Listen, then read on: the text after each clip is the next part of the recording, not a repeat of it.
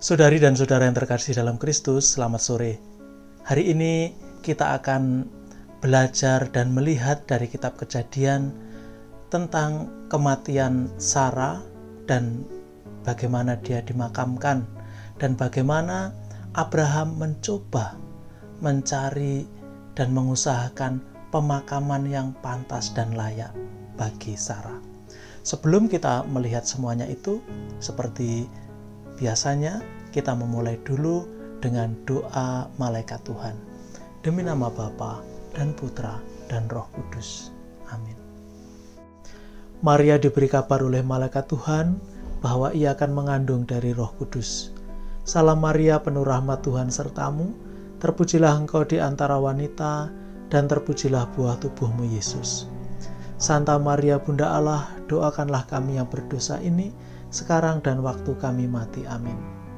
Aku ini hamba Tuhan, terjadilah padaku menurut perkataanmu. Salam Maria, penuh rahmat Tuhan sertamu, terpujilah engkau di antara wanita, dan terpujilah buah tubuhmu Yesus. Santa Maria Bunda Allah, doakanlah kami yang berdosa ini, sekarang dan waktu kami mati. Amin. Sabda sudah menjadi daging dan tinggal di antara kita. Salam Maria, penuh rahmat Tuhan sertamu, terpujilah engkau di antara wanita, dan terpujilah buah tubuhmu Yesus. Santa Maria Bunda Allah, doakanlah kami yang berdosa ini, sekarang dan waktu kami mati. Amin. Doakanlah kami ya Santa Bunda Allah, supaya kami dapat menikmati janji-janji Kristus. Marilah kita berdoa. Ya Allah, karena kabar malaikat kami mengetahui bahwa Yesus Kristus Putramu menjadi manusia, curahkanlah rahmat-Mu ke dalam hati kami, supaya karena sengsara dan salibnya, kami dibawa kepada kebangkitan yang mulia, sebab Dialah Tuhan dan pengantara kami. Amin. Para saudara, kita sudah melihat kemarin bagaimana kesetiaan Abraham diuji oleh Tuhan. Tuhan meminta Abraham untuk mengorbankan anaknya yang tunggal. Dan karena Tuhan kemudian melihat ketulusan dan kesetiaan hati Abraham, maka Abraham dipuji dan dibebaskan dari pencobaan itu. Nah, lalu sekarang kita melihat bagaimana kisah akhir dari hidup Sarah. Nah, seperti yang sudah-sudah, kita akan membaca teksnya, kemudian kita mencoba merenungkan. Jadi, kali ini cukup panjang bacaannya, tapi akan saya baca langsung dari awal sampai akhir. Sarah hidup 127 tahun lamanya. Itulah umur Sarah. Kemudian matilah Sarah di Kiryat Arba, yaitu Hebron, di tanah Kanaan. Lalu Abraham datang meratapi dan menangisinya. Sesudah itu, Abraham bangkit dan meninggalkan istrinya yang mati itu, lalu berkata kepada Bani Het, "Aku ini orang asing dan pendatang di antara kamu. Berikanlah kiranya kuburan milik kepadaku di tanah kamu ini, supaya kiranya aku dapat mengantarkan dan menguburkan istriku yang mati itu." Bani Het menjawab Abraham, "Dengarlah kepada kami, tuanku. Tuanku ini seorang pangeran agung di tengah-tengah kami.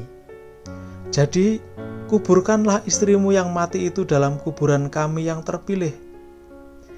Tidak akan ada seorang pun dari kami yang menolak menyediakan kuburannya bagimu untuk menguburkan istrimu yang mati itu." Kemudian bangunlah Abraham, lalu sujud kepada Bani Het, penduduk negeri itu, serta berkata kepada mereka, "Jika kamu setuju bahwa aku mengantarkan dan menguburkan istriku yang mati itu, maka dengarkanlah aku dan tolonglah mintakan dengan sangat kepada Efron bin Sohar, supaya ia memberikan kepadaku gua Makpela miliknya itu, yang terletak di ujung ladangnya. Baiklah itu diberikannya kepadaku dengan harga penuh, untuk menjadi kuburan milikku di tengah-tengahmu." Pada waktu itu, Efron hadir di tengah-tengah Bani Het. Maka jawab Efron orang Het itu kepada Abraham dengan didengar oleh Bani Het, oleh semua orang yang datang di pintu gerbang kota. Sudilah kiranya tuanku mendengarkan aku. Ladang itu kuberikan kepadamu, dan gua yang di sana pun kuberikan kepadamu. Di depan mata orang-orang sebangsaku, kuberikan itu kepadamu. Kuburkanlah istrimu yang mati itu. Lalu sujudlah Abraham di depan penduduk negeri itu, serta berkata kepada Efron dengan didengar oleh penduduk negeri itu, kiranya sekarang engkau sudi mendengarkan aku. Aku membayar harga ladang itu. Terimalah itu daripadaku, supaya aku dapat menguburkan istriku yang mati itu di sana. Jawab Efron kepada Abraham, Tuanku, dengarkanlah aku. Sebidang tanah dengan harga 400 sikal perak, apa artinya itu bagi kita? Kuburkan sajalah istrimu yang mati itu. Lalu Abraham menerima usul Efron. Maka ditimbangnyalah perak untuk Efron, sebanyak yang dimintanya dengan didengarkan Bani Het itu, 400 sikal perak, seperti yang berlaku di antara para saudagar. Demikianlah ladang Efron yang letaknya di Makpela di sebelah timur Mamre, ladang dan gua yang di sana, serta segala pohon di ladang itu, bahkan di seluruh tanah itu sampai ke tepi-tepinya, diserahkan kepada Abraham menjadi tanah belian. Di depan mata Bani Het itu, di depan semua orang yang datang di pintu gerbang kota. Sesudah itu, Abraham menguburkan Sarah istrinya di dalam gua ladang Makpela itu, di sebelah timur Mamre, yaitu Hebron di tanah Kanaan. Demikianlah dari pihak Bani Het, ladang dengan gua yang ada di sana diserahkan kepada Abraham menjadi kuburan miliknya. Saudari dan saudara yang terkasih, teksnya begitu panjang, tapi sebenarnya bisa kita bagi menjadi 3. Ayat 1 dan ayat 2 itu berita tentang kematian Sarah dan Abraham menangisinya. Ayat 3 sampai ayat 18 itu berisi dialog, perundingan. Abraham mau beli tanah untuk kuburan miliknya, untuk kuburan keluarga. Sesuatu yang sangat penting bagi Abraham. Nah, lalu kemudian ayat 19 dan 20 berita tentang penguburan Sarah. Saudari dan saudara yang terkasih, diberitakan bahwa umur Sarah itu 127 tahun. Untuk kita sekarang, wow, tua sekali. Tapi ternyata untuk orang-orang di zaman itu, usia itu belum tua.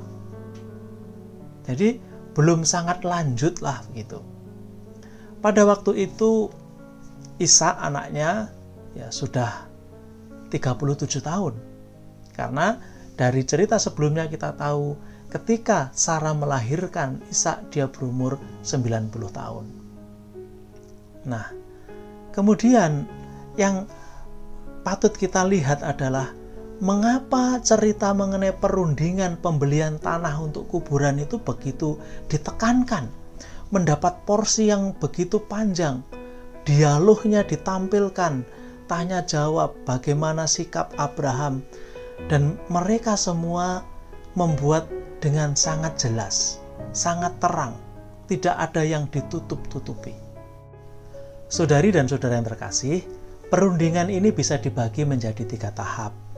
Tahap pertama yaitu ayat 4 sampai dengan ayat 6. Di situ Abraham menyampaikan niatnya untuk membeli sebidang tanah. Terutama bukan tanahnya itu, tetapi kuburan. Kuburannya itu berupa gua. Jadi bukan seperti kita kalau kebanyakan dimakamkan, digali di tanah lalu ditaruh di sana. Tapi orang-orang Israel itu kalau meninggal, mereka sudah punya makam itu di gua. Anda semua pasti tahu cerita tentang Yesus dan Lazarus toh. Lazarus dibangkitkan ketika mati. Jadi disuruh membuka tutup batunya itu. Nah, karena kuburan itu seperti gua, lalu ditutup dengan batu. Nah, seperti itu. Dan itu kan ada di ladang-ladang begitu. Nah, itulah yang dicari atau mau hendak dibeli oleh Abraham. Jadi Abraham menyampaikan niatnya untuk membeli gua atau tanah kuburan itu. Kemudian bagian kedua ayat 7 sampai dengan ayat 11, Bani Het memberi jawab. Jadi perundingan itu dilakukan di gerbang kota. Beberapa hari yang lalu saya sudah menyinggung ketika saya membahas Lot menjamu tamu. Lot waktu itu duduk di gerbang kota. Karena itulah pusat kota. Bahkan pengadilan dan perundingan juga dilakukan di sana. Semua orang berkumpul di sana. Maka sekarang kondisinya juga di sana. Mereka semua duduk. Setelah Abraham menyampaikan niatnya, lalu Bani Het menjawab. Kemudian Abraham bangkit lalu menunduk, memberi hormat kepada mereka semua. Mereka semua menghargai Abraham karena Abraham dipandang tinggi, kedudukan sosialnya tinggi. Lalu Abraham juga tidak mau kalau hanya diberi atau apa, dia ingin membeli sehingga tidak di kemudian hari tidak ada tuntutan apa-apa.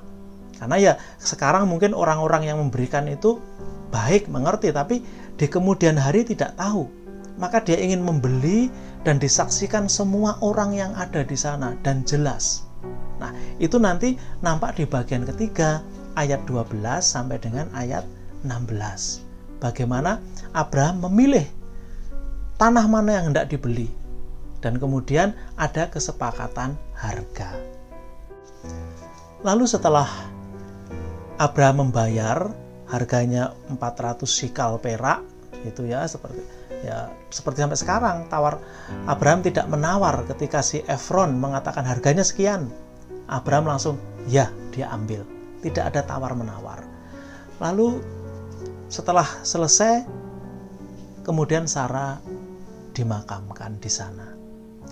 Saudari dan saudara yang terkasih, dari cerita ini kiranya apa yang boleh kita renungkan untuk hidup kita sendiri?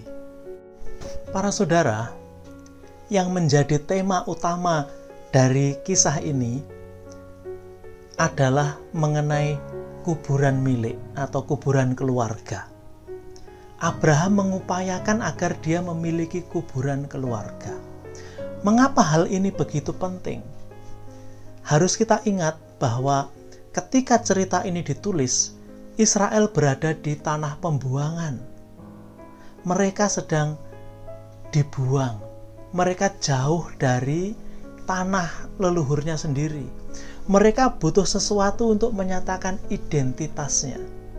Maka tanah kuburan, kuburan keluarga, kuburan milik, itu seperti sebuah identitas. Ini milikku, begitu. Nah, dalam kehidupan orang Yahudi, ada 3 hal dalam hidup itu yang begitu penting dan ditandai, harus dilakukan. Kelahiran, pernikahan, dan kematian. Kelahiran ditandai dengan sunat kalau itu anak laki-laki. Harus. Itu sebagai tanda identitas diri. Aku orang Yahudi. Nah, kemudian yang kedua, pernikahan. Pernikahan harus dilakukan oleh seorang sebangsa, sekeluarga, sanak saudara. Nanti kita akan melihat ketika Ishak mau dinikahkan, Abraham menyuruh pembantunya untuk pulang ke kampungnya dulu di sana, di Haran, atau ke Ur Kasdim, mencari masih ada enggak keluarganya di sana, sanak saudaranya, agar nanti dia bisa menikahkan. Enggak boleh keluar dari marga, dari keluarga. Nah, itu yang kedua. Lalu kematian harus dimakamkan di makam keluarga. Nah, ini sebagai identitas. Saudari dan saudara yang terkasih, kita sekarang punya identitas juga. Identitas kita itu ada dalam Kristus. Ketika kita lahir bersama Kristus. Lahirnya itu adalah apa? Dibaptis, lahir baru. Itu identitas yang pertama kita terima. Kemudian identitas itu kita hidupi. Baptis itu bukan hanya baptis disiram lalu sudah, tapi kita hidupi dengan sakramen-sakramen, dengan ekaristi, dengan pengakuan dosa, dengan menjaga hubungan yang baik antara aku dan Allah. Itu identitas kita. Kemudian kita juga mati bersama Kristus. Itu identitas kita. Sebelum mati kita juga mendapat perminyakan, lalu dimakamkan juga secara Katolik. Itu identitas kita. Kalau orang Yahudi dulu lahir, identitas keyahudiannya disunat, menikah sesama keluarga, dimakamkan kalau sudah mati di pemakaman keluarga. Kita orang Katolik memiliki identitas kita yang baru. Semuanya adalah Kristus. Kita lahir bersama Kristus, kita mati bersama Kristus, dan kita bangkit bersama Kristus. Tuhan memberkati. Demi nama Bapa dan Putra dan Roh Kudus. Amin.